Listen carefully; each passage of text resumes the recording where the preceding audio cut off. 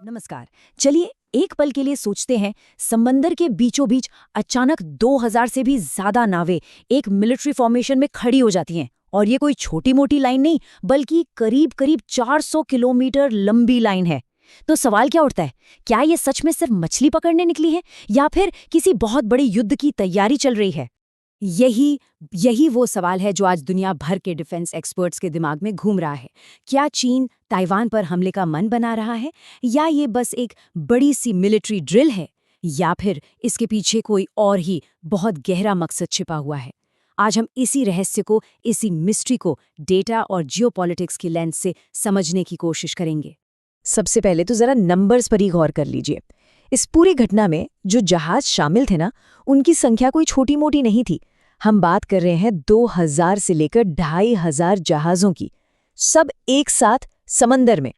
और ये जहाज बस ऐसे ही बिखरे हुए नहीं थे। नहीं, इन्होंने मिलकर लगभग 400 किलोमीटर लंबी एक सीधी कतार बना रखी थी। अब अंदाजा लगाइए, ये दूरी दिल्ली से लखनऊ से भी ज्यादा है। सोचिए जरा, समंदर में जहाजों की इतनी लंबी दीवार। चलिए एक ऐसे सिनेरियो पर विचार करते हैं जो भले ही काल्पनिक हो, लेकिन दुनिया भर की इंटेलिजेंस एजेंसियां इसे एक बहुत बड़ी संभावना मानकर लगातार एनालाइज कर रही हैं।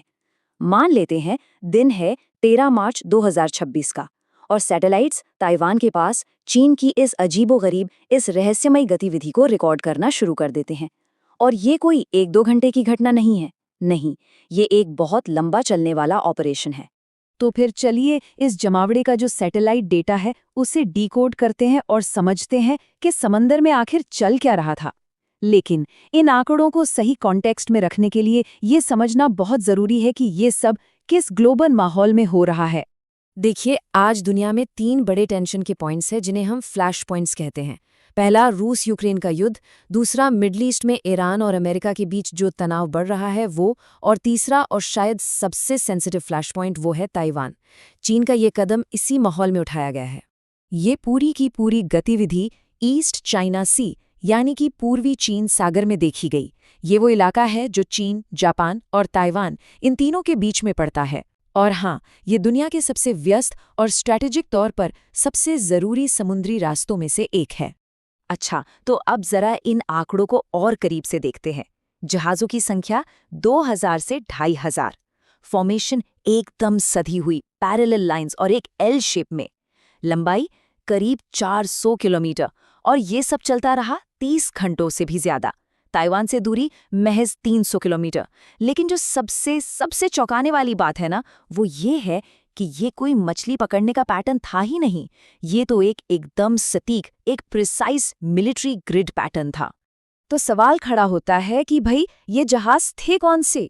यहीं पर कहानी में एंट्री होती है चीन की सीक्रेट तीसरी नेवी की, जिसे दुनिया people's armed forces maritime militia के नाम से जानती है। ये एक ऐसा कॉन्सेप्ट है जिसे समझना बहुत बहुत जरूरी है। आमतौर पर देखिए, लोग चीन की 2 समुद्री ताकतों के बारे में ही जानते हैं। एक है पीएलए नेवी, जिसके पास बड़े बड़े वॉरशिप्स हैं। दूसरी है चाइना कोस्ट गार्ड, जो समुद्री कानून लागू करने का काम करती है। लेकिन ये जो तीसरी ताकत है ना, मैरिटाइम मिलिशिया, ये आम नागरिकों के भेस में मिलिट्री ऑपरेशन करती है। इसे ग्रे जोन स्ट्रैटेजी कहा जाता है। तो आखिर ये मैरिटाइम मिलिशिया है क्या? असल में ये हजारों मछली पकड़ने वाली नावों का एक नेटवर्क है, जिन्हें चीन की सेना बाकायदा मिलिट्री ट्रेनिंग और इक्विपमेंट देती है, ताकि जरूरत पड़ने पर वो समुद्री ऑपरेशंस कर सकें। मतलब दिखती तो ये आम फिशिंग बोट्स जैसी हैं, लेकिन हकीकत में ये सेना की आंख और कान का काम करती हैं। अब इनके काम देखिए क्या क्या हैं। समंदर में जासूसी करना, दुश्मन जहाज़ों को चारों तरफ से घेर लेना, अपनी नेवी को खुफिया जानकारी देना, और सबसे खतरनाक, जरूरत पड़ने पर किसी द्वीप या बंदरगाह की पूरी तरह से नाकाबंदी यानी कि ब्लॉकेड कर देना। तो अब अगला बड़ा सवाल, चीन ने आखिर इतनी बड़ी फॉर्मेशन बनाई ही क्यों? इस ड्रिल के पीछे उसके असली इरादे, उसके असल उद्देश्य क्या हो सकते हैं? चलिए इसका विश्लेषण करते हैं। एक्सपर्ट्स इसके 3 बड़े कारण मानते हैं। पहला, मोबिलाइजेशन ड्रिल, मतलब चीन ये टेस्ट कर रहा था कि वो कितनी तेजी से, कितनी जल्दी हजारों नावों को एक जगह पर इकट्ठा कर सकता है। दूसरा, कम्युनिकेशन टेस्टिंग, यानी इतनी लंबी 400 किलोमीटर लंबी लाइन में सैटेलाइट और दूसरे सिस्टम्स के जरिए कोऑर्डिनेट करना। और तीसरा और सबसे ज्यादा चिंताजनक कारण ब्लॉकेड सिमुलेशन, यानी भविष्य में ताइवान को घेरने की प्रैक्टिस करना। और यहाँ ये समझना जरूरी है कि नेवल ब्लॉकेड यानी समुद्री नाकाबंदी सिर्फ जहाज़ों को रोकना भर नहीं होता। ये एक ऐसी मिलिट्री स्ट्रेटेजी है जिसमें किसी आइलैंड को चारों तरफ से घेर कर उसे बाहरी दुनिया से पूरी तरह काट दिया जाता है। मतलब ना कोई जहाज अंदर आ सकता है और ना ही कोई बाहर जा सकता है। और इसका असर बहुत ही भयानक होता है।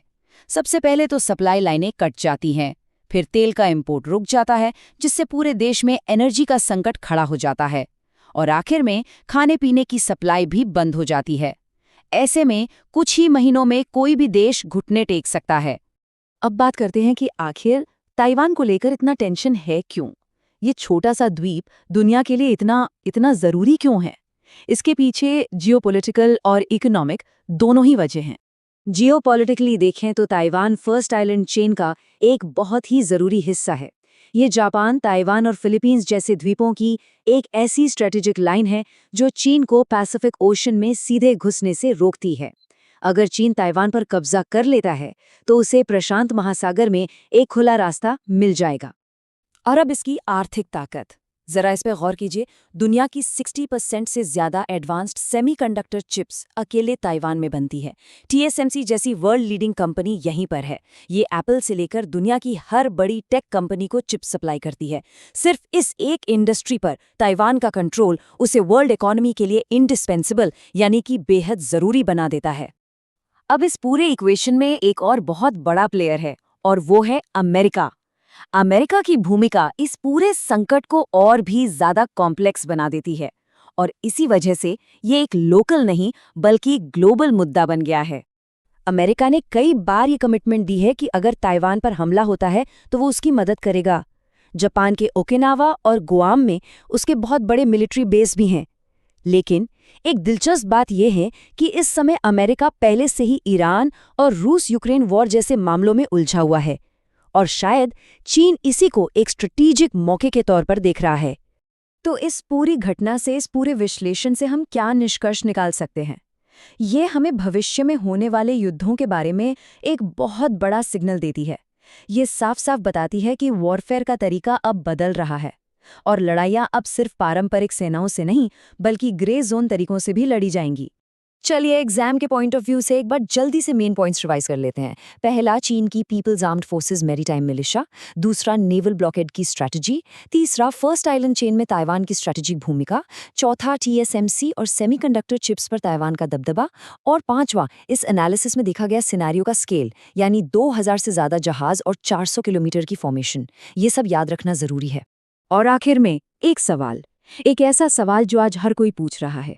अगर चीन वाकई ताइवान पर हमला कर देता है तो क्या अमेरिका सच में युद्ध में कूदेगा, या फिर दुनिया एक और बड़े और शायद बहुत विनाशकारी संघर्ष से बचने के लिए पीछे हट जाएगी? ये एक ऐसा सवाल है जिस पर विचार करना हम सब के लिए बेहद जरूरी है।